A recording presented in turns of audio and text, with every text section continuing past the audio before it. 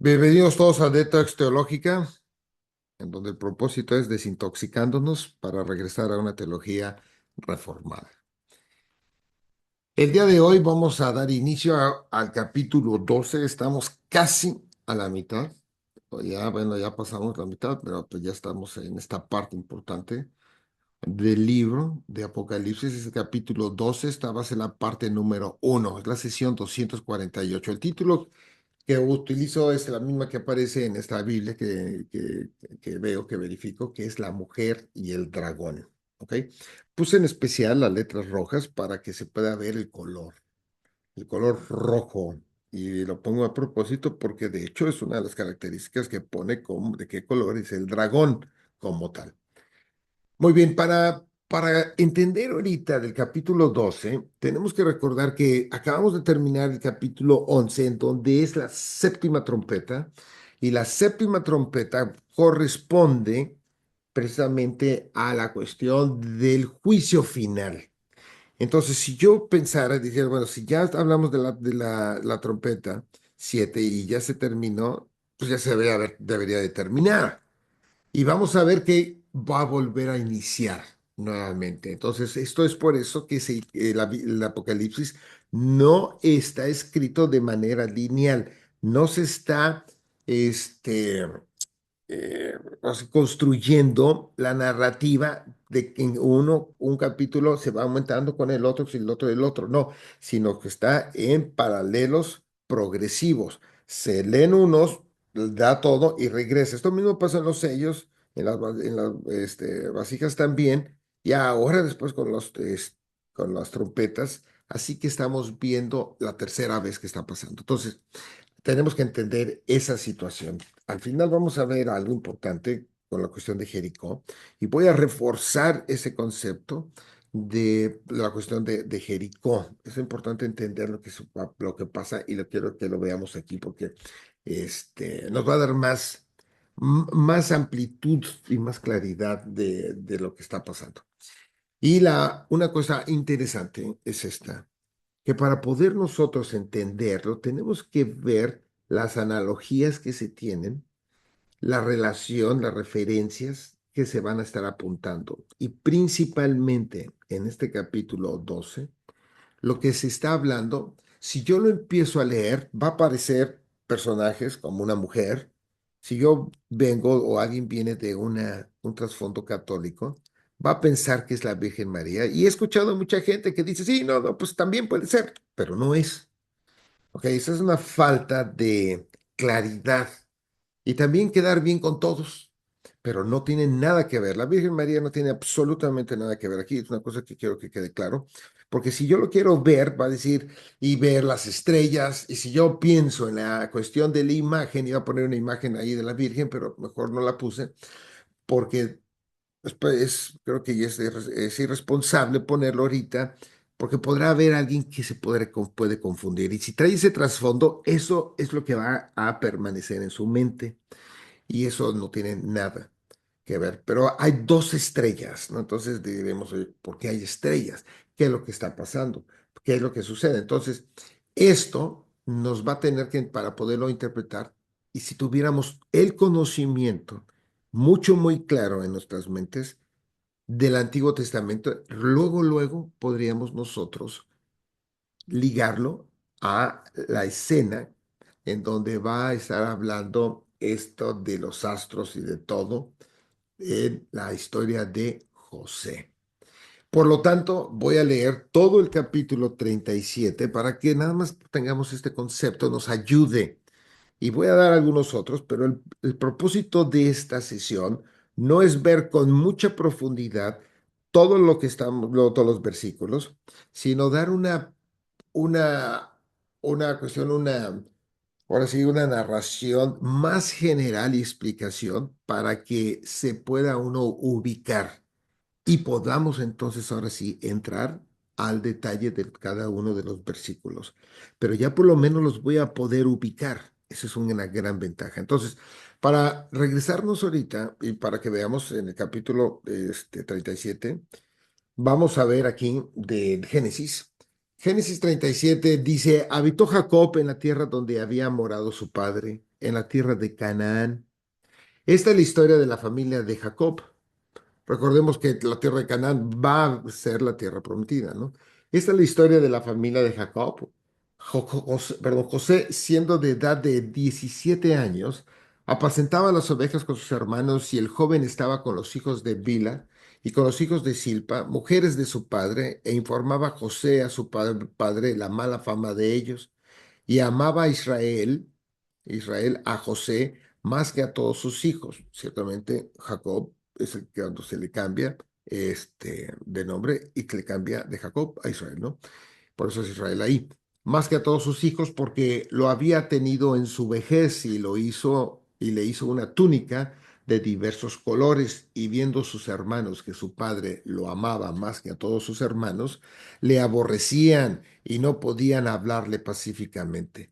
Y soñó José un sueño y lo contó a sus hermanos y ellos llegaron a aborrecerle más todavía. Y él les dijo, oíd ahora este sueño que he soñado. Vean que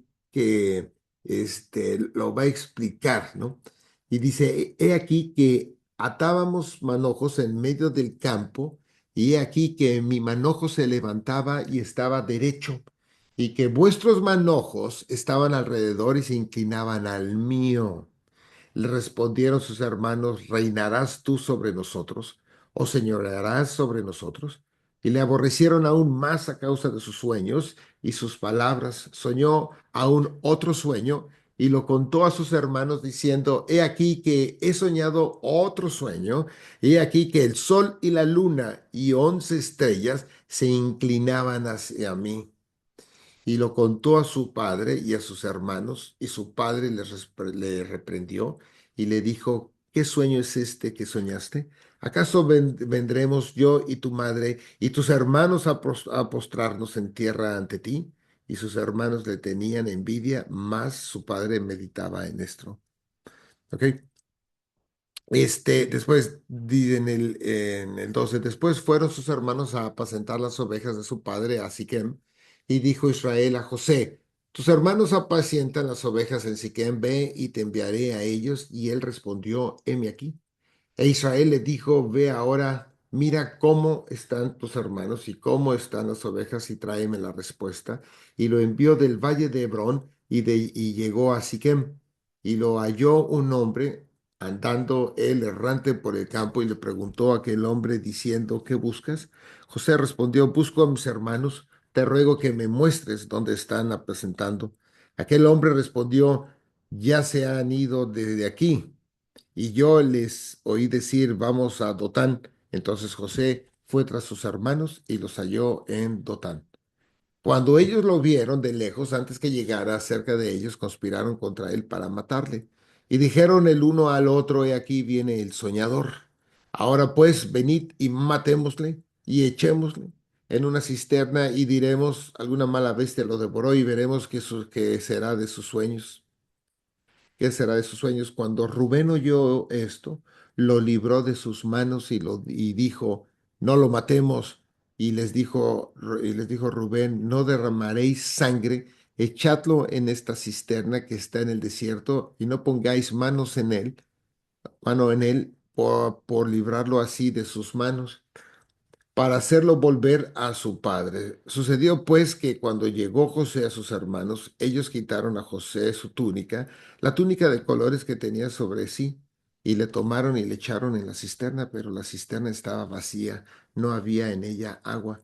Y se sentaron a comer pan y alzando los ojos miraron y aquí una compañía de ismaelitas que venía de Galad y sus camellos traían aromas, bálsamo y mirra e iban a llevarlo a Egipto. Entonces Judá dijo a sus hermanos, ¿qué provecho hay en que matemos a nuestro hermano y encubramos su muerte? Venid y vendámosle a los ismaelitas y no sea nuestra mano sobre él, porque él es nuestro hermano, nuestra propia carne, y sus hermanos convinieron con él. Y cuando pasaban los madianitas, mercaderes, sacaron ellos a José de la cisterna y le trajeron arriba y le vendieron a los ismaelitas por 20 piezas de plata. y llevaron a José a Egipto. Después Rubén volvió a la cisterna y no halló a José de adentro y se rasgó los vestidos y volvió a sus hermanos y dijo, el joven no aparece y yo, ¿a dónde iré? Entonces tomaron ellos la túnica de José y degollaron un cabrito de las cabras y tiñeron la túnica con la sangre y enviaron la túnica de colores y la trajeron a su padre y dijeron, esto hemos hallado. Reconoce ahora si es la túnica de tu hijo o no. Y él la reconoció y dijo, la túnica de mi hijo es, alguna mala bestia lo devoró. José ha sido despedazado. Entonces Jacob rasgó sus vestidos y puso cilicio sobre sus lomos y guardó luto por su hijo muchos días. Y se levantaron todos sus hijos y todas sus hijas para consolarlo, mas él no quiso recibir consuelo y dijo, descenderé enlutado a mi hijo hasta el Seol. Y lo lloró su padre, y los madianistas lo vendieron en Egipto a Potifar. Entonces, hasta aquí va entrando esta historia. La historia es sumamente interesante porque es la entrada, ¿ok? Que van a estar la primera, donde entra José, y después van a también, pues ahora sí, donde van a entrar y van a crecer, y van a entrar ahí y van a estar esclavos más adelante, todos esos 400 años que quedan en Egipto. Ahora bien, esta historia es importante porque la vamos a estar utilizando y también en la manera de que se va a desprender. Este es el inicio de todo lo que se va a estar desprendiendo. Y obviamente va a entrar Egipto, va a entrar Faraón, y va a entrar el mar Rojo y desierto. O sea, todos esos elementos hay que entenderlos ahora en esta historia. Entonces, de manera general, vamos a leer, bueno, vamos a explicarlo de manera general, pero primero voy a leer el pasaje. El título, tal como lo pongo en la misma sesión, La mujer y el dragón. Capítulo 12 dice, apareció en el cielo una gran señal, una mujer vestida del sol y con la luna debajo de sus pies. Aquí nada más tantito, nada más describiendo esto, como lo acabamos de leer, sol, luna, y están hacia los pies. Entonces, si tenemos claro, ahorita lo más o menos más claro, porque lo acabamos de leer, es más fácil relacionarlo. Y sobre su cabeza una corona de 12 estrellas, y estando encinta, clamaba con dolores de parto en la angustia del alumbramiento. Aquí muchos podrán, o algunos, dependiendo del trasfondo, ver esta, como decíamos, de la Virgen, pero como decíamos, no tiene nada que ver. Pero también la imagen de la Virgen también está tomada de ciertas cuestiones para cuestión de manipulación y de creer y de confundir, ¿no? Pero está encinta, ¿ok? Vean, observemos que está encinta. Clamaba con dolores de parto en la angustia del alumbramiento. También apareció otra señal en el cielo. He aquí un gran dragón rojo, escarlata, que tenía 7 cabezas y 10 cuernos, y en sus cabezas 7 diademas. Veremos qué significado va a tener los cuernos, el principal, y todos estos 7 que se está viendo, y ver el dragón, ¿ok? Ok, porque aquí ahí hay mucha cuestión de similitud. Y su cola arrastraba la tercera parte de las estrellas del cielo y las arrojó sobre la tierra, y el dragón se paró frente a la mujer que estaba para dar luz, ¿ok? A fin de devorar a su hijo tan pronto como naciese. Y ella dio a luz un hijo varón que regirá con vara de hierro a todas las naciones, y su hijo fue arrebatado para Dios y para su trono. Este versículo lo voy a comentar adelante, pero quiero que veamos que habla del el hijo, o ciertamente del hijo, apunta a Cristo y dio a luz a Cristo. No quiere que entonces decir que por lo tanto es María. Si yo lo quiero ver así forzado, lo veo, pero tengo que leer todo el capítulo para que me dé más entendimiento. Y dice, y también habla como y su hijo fue arrebatado para Dios y para su trono. Y la mujer huyó al desierto. Es importante ver que a dónde se fue. Hemos hablado en una de las cápsulas qué significa el desierto, lugar de prueba, pero también los está protegiendo. ¿ok? Al pueblo de Israel siempre lo protegió en el desierto y les proveyó de todo. Donde tienen lugar preparado por Dios para que ahí lo sustenten por 1260 días. Entonces, estos 1260 días, lo vamos a ver su simbolismo, pero va a ser los 3 años y medio que estábamos viendo anteriormente. Después hubo una gran batalla en el cielo. Miguel y sus ángeles luchaban contra el dragón y luchaban el dragón y sus ángeles, pero no prevalecieron ni se halló ya lugar para ellos en el cielo y fue lanzado fuera el gran dragón, la serpiente antigua, que se llama Diablo y Satanás. Esta es la parte de que habla toda la Biblia, cómo hace la relación con Satanás. Recordemos que la palabra Satanás es el acusador, ¿ok? Y el acusador, de hecho, el Hasatán, que es el Satán. Y esa es la función de que el que acusa. Y recordemos que para un juicio, si no hay alguien que acuse, pues no hay juicio. Entonces, Satanás juega un papel importante en términos, digamos, de un juicio, el cual engaña al mundo entero, fue arrojado a la tierra y sus ángeles fueron arrojados con él. ¿Ok? Entonces oí una gran voz en el cielo que decía, ahora ha venido la salvación, el poder y el reino de nuestro Dios y la autoridad de su Cristo, porque ha sido lanzado fuera el acusador de nuestros hermanos, el que los acusaba delante de nuestro Dios día y noche. ¿Ok? ¿Por qué los acusaba? Porque es la función de Satanás. ¿Ok? En esto.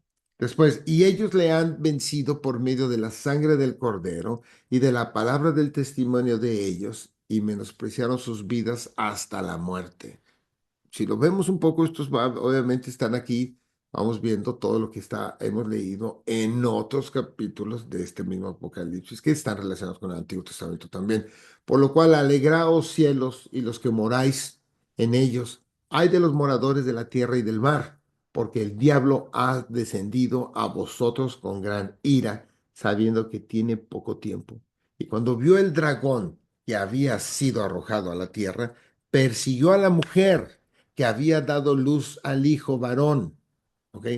Vean que ya en sí la narrativa, ya el concepto de María ya no cuadra, porque dice, el persiguió a la mujer que había dado luz al hijo varón. No dice nada de eso en ninguna parte. María se hablan dos, tres cosas y se acabó. No hay más.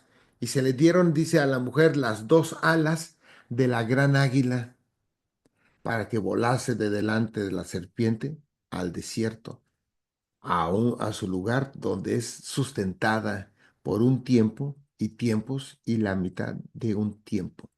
Vemos aquí estos que habíamos, estos conceptos de términos de tiempo y tiempos y la mitad de un tiempo que equivale a los 3 años y medio.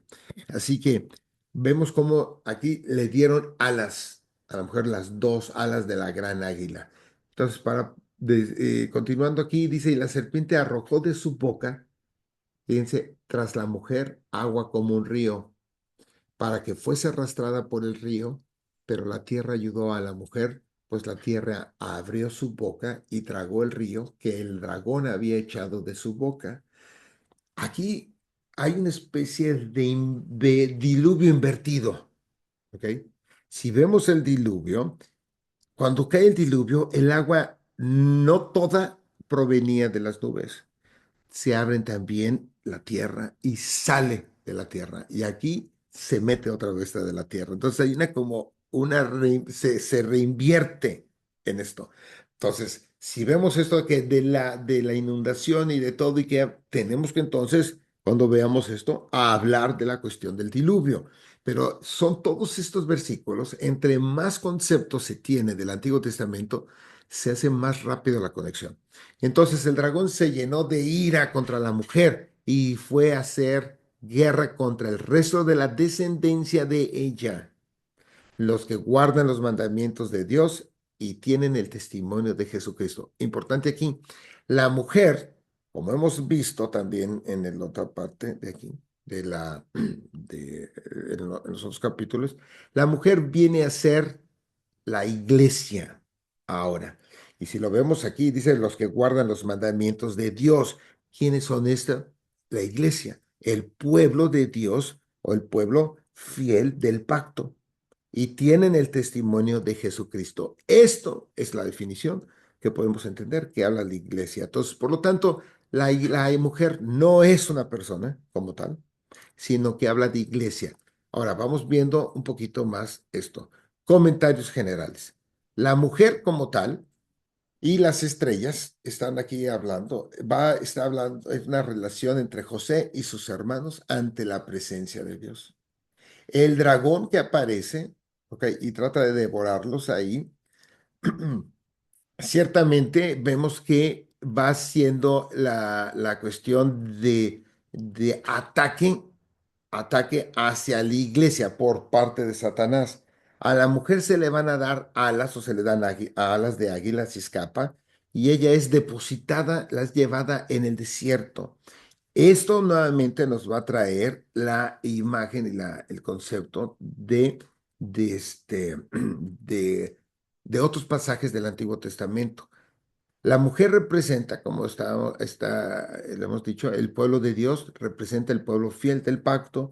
El dragón en el Antiguo Testamento, que estamos viendo, está relacionado con Faraón, que es el demonio, que estaba, otro Satanás, que estaba detrás de él. Y el agua que estamos viendo aquí, hay un paralelo con la cuestión del Mar Rojo, toda esta inundación que los van a pasar, porque recordemos que el pueblo está en Egipto, no los puede, o sea, no los deja ir, manda las 10 plagas, que son cada una de las plagas va representando a un dios de los egipcios. Detrás de esos dioses están los demonios que ellos adoraban con todo esto, porque son parte de sus dioses.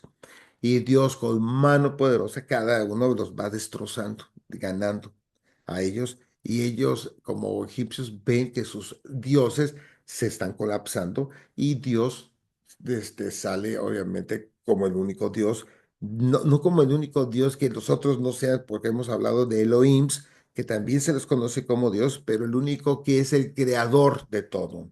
Entonces, es importante verlo de esta manera, que está detrás de esto. Entonces, este Satanás y este dragón que está apuntando, lo tengo que relacionar con esta historia de Egipto. ¿Ok? Y por eso decía que este capítulo va a ser volver a relatar lo que está pasando o lo que pasó en el Éxodo. Entonces, el agua es el paralelo con el Mar Rojo, como comentaba, las alas de águila van a apuntar y esto apunta hacia Israel, hacia en el capítulo 40. Y para recordar un poquito, voy a leer desde el capítulo 40, el versículo 27 al 31, dice, ¿por qué dices, oh Jacob, y hablas tú, Israel, mi camino está escondido de Jehová, y de mi Dios pasó mi juicio? ¿No has sabido, no has oído que el Dios eterno es Jehová, el cual creó los confines de la tierra? No desfallece ni se fatiga con cansancio, y su entendimiento no hay quien lo alcance. Vean que aquí está relacionado a un pasaje que lo va a dar esfuerzo, lo va a llevar, le da esfuerzo porque viene perseguida. Él le da esfuerzo al cansado y multiplica las fuerzas al que no tiene ningunas. ¿Ok? Los muchachos se fatigan y se cansan, los jóvenes flaquean y caen, pero los que esperan a Jehová tendrán nuevas fuerzas, levantarán alas como las águilas, correrán y no se cansarán, caminarán y no se fatigarán. Este es el concepto, ese es el concepto de en dónde está centrado este pasaje, no tanto de la persona y lo dice, voy a tener fuerzas porque el Señor hizo y lo demás, eso es pietismo que se tiene. Si lo veo ahora, cómo lo está empleando el propio, aquí Juan en Apocalipsis, está apuntando aquí y está apuntando al pueblo, ¿ok? Porque está siendo perseguido, lo sustenta, lo anima en esto. Así que cuando la mujer es tomada con las alas, al igual que también como alas de águilas, te saqué de Egipto. Entonces, básicamente va quedando igual, lo saca de Egipto y lo pone por el agua, lo pasa por esta cuestión de la similitud con el agua. El desierto es también un lugar donde Dios, como decía, los va a proteger. Algo interesante, aquí nada más un pequeño paréntesis. Cuando salen de Egipto, vemos que si yo sigo un mapa, era más fácil ir al norte y me voy costeando por el Mediterráneo y llego luego ahí a Canaán. El problema que si se hubieran ido por ese lado, hubieran entrado, luego se hubieran encontrado con todas estas personas de gigantes que se tenían ahí, con los filisteos, con todos estos que después tienen guerra. Y es un pueblo que ha estado 400 años en esclavitud y no saben. Los tiene que, los tiene que ahora sí, que enseñar, tiene que protegerlos y prepararlos. Por eso también los manda y se va por el desierto. De donde está, de Egipto, donde salen, y donde iban a entrar, marca la Biblia que era un recorrido de 11 días. Pero como después fallan y todo, los tiene 40 años dando vueltas ahí, en ese desierto. Entonces, pero el desierto lo pone, la rescata, lo va siguiendo el dragón, la saca con las alas, haciendo una ilustración hacia lo que estamos hablando, tanto de cuando saca de Egipto como también de Isaías. En esto los protege y los pone en el desierto. Y vemos aquí algo importante. El concepto, vean la línea entre Egipto, pasan al desierto, llegan a la tierra. Y ahora nosotros cuando saca de Egipto, equivale a la salvación. Los salva. Egipto equivale al pecado. Los salva. Ahora estamos, ya pasa, ya todo el creyente ha sido salvo. Y el desierto tiene el paralelo con el tiempo actual de la iglesia, o sea, ahorita. Entonces, podemos decir que haciendo este paralelo, nosotros estamos en el desierto y entrando y después entrar a la Nueva Jerusalén. No estaba escrito, pero es Nueva Jerusalén. Y si recordamos una cuestión importante, en el capítulo 11, después de la séptima trompeta que apunta al fin de los tiempos, porque ya fue el juicio final, hay un temblor, ¿ok? Hay un temblor y aparece el arca. Aparece ahí y después está Jericó. Luego ahí aparece Jericó. Esto, cuando vemos en el Apocalipsis, también aparecerá una nueva arca, lo van a volver a hablar. ¿Y por qué aparece otra vez el arca? Porque si vemos que Jericó es la entrada hacia la tierra prometida, y es por eso que esta va a volver a tenerla y va a apuntar hacia la entrada, pero de la nueva Jerusalén, que la nueva Jerusalén es el reino consumado cuando viene. Así que Jericó es la entrada a la tierra prometida, Nueva Jerusalén, y debemos de entender estos simbolismos. Vemos que también el niño, cuando habla ahí de un niño, va a evocar, y vean que utiliza exactamente lo mismo en el Salmo 2:9, dos versículos atrás, dice, yo publicaré el decreto, Jehová me ha dicho, mi hijo eres tú, yo te engendré hoy. Pídeme y te daré por herencia las naciones y como posesión tuya los confines de la tierra. Los quebrantarás con vara de hierro. Esto es lo mismo que está hablando en el Apocalipsis capítulo 12. Como vasija de alfarero los desmenuzarás. Entonces, ahora también vemos que en el capítulo 12 habla de que dice, será arrebatado, fue arrebatado. No, no es una cuestión de un rapto. El rapto no existe. O sea, en la cuestión de Biblia, solamente los dispensacionales entienden eso de rapto. Y el concepto de rapto no se creía antes. Esto es un concepto nuevo. Pero regresando, es arrebatado, es extraído, pero cuando se lo lleva, porque está apuntando en el pasaje, cuando lo leamos, está apuntando luego a su resurrección. ¡Pum!